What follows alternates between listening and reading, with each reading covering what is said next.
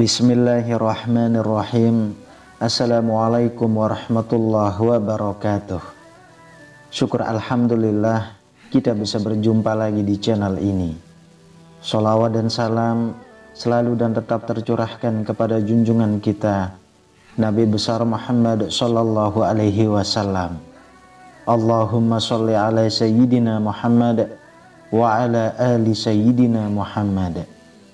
Harapan dan doa saya semoga saudaraku semuanya selalu diberikan kesehatan, dilapangkan rezekinya, diampuni dosa-dosanya, dan dipanjangkan umurnya.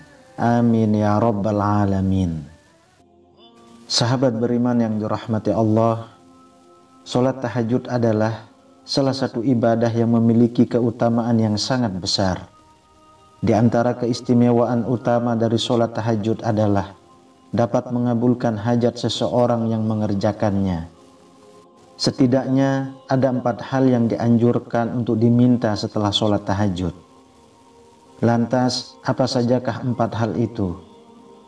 Sahabat beriman yang dirahmati Allah, keistimewaan ini dilandaskan dari sebuah hadis yang diriwayatkan oleh Jabir bin Abdullah Al-Ansori, bahwasanya Rasulullah Shallallahu Alaihi Wasallam bersabda, sesungguhnya pada malam hari itu ada satu waktu yang tidaklah seorang muslim meminta kepada Allah Subhanahu wa Ta'ala kebaikan perkara dunia dan akhirat, melainkan Allah Subhanahu wa Ta'ala pasti akan mengabulkannya, dan waktu itu ada pada setiap malam. Lalu apa sajakah hal yang perlu diminta setelah sholat tahajud? Sahabat beriman, berikut ini ada 4 hal yang dianjurkan oleh Rasulullah Shallallahu Alaihi Wasallam minta ketika kita selesai melaksanakan sholat tahajud, sebagaimana yang telah dirangkum dari sebuah buku amalan ringan yang paling menakjubkan, karya Syekh Ali Jaber dalam bukunya Tadabbur Doa Sehari-hari. Yang pertama, memohon ampunan atas dosa-dosa yang telah diperbuat.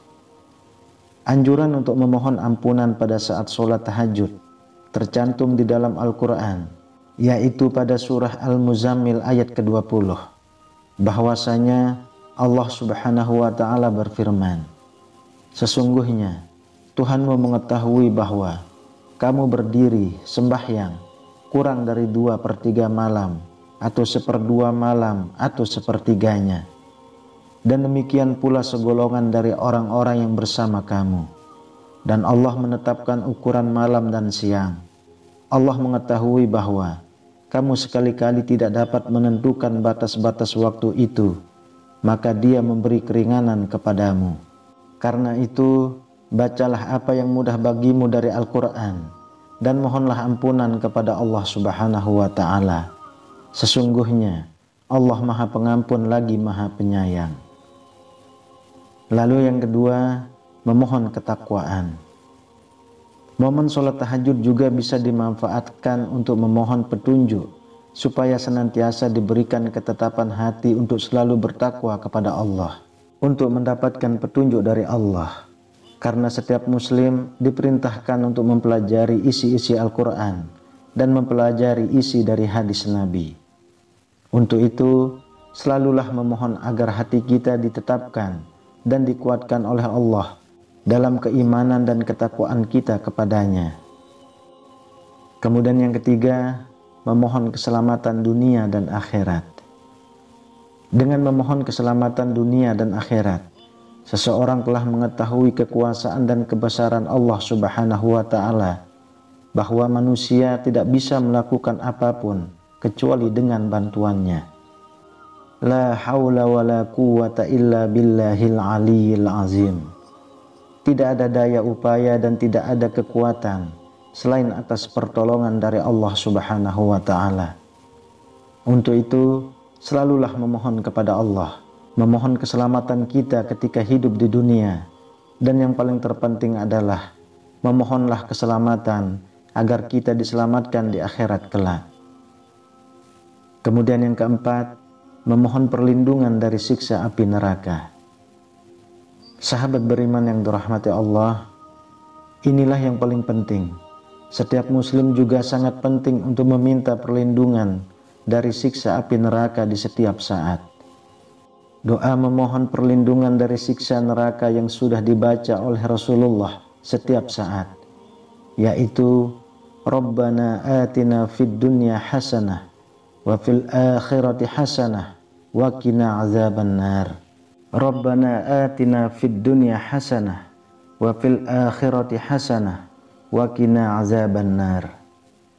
Untuk itu senantiasalah kita panjatkan 4 doa ini ketika kita selesai melaksanakan sholat tahajud, dengan harapan kita bisa semakin mendekatkan diri kepada Allah Subhanahu wa ta'ala, kita semakin takwa kepada Allah Subhanahu wa ta'ala, kita semakin takut kepada Allah Subhanahu wa ta'ala, dan kita diberi keamanan di dunia, dan yang paling terpenting kita diamankan dari siksa api neraka di akhirat kelak. Amin ya rabbal alamin. Wallahu a'lam bishawab. Demikian yang bisa saya bagikan, semoga bermanfaat untuk kita semua. Assalamualaikum warahmatullahi wabarakatuh. Allahu la ilaha illa huwal hayyul qayyum, la ta'khudhuhu sinatun wa la nawm, lahu ma fis samawati wa ma fil ard, man dha alladhi yashfa'u 'indahu illa bi'idhnihi, ya'lamu ma bayna aydihim wa ma khalfahum, ولا يحيطون بشيء من علمه إلا بما شاء، وسع كرسيه السماوات والأرض ولا يؤوده حفظهما وهو العلي العظيم.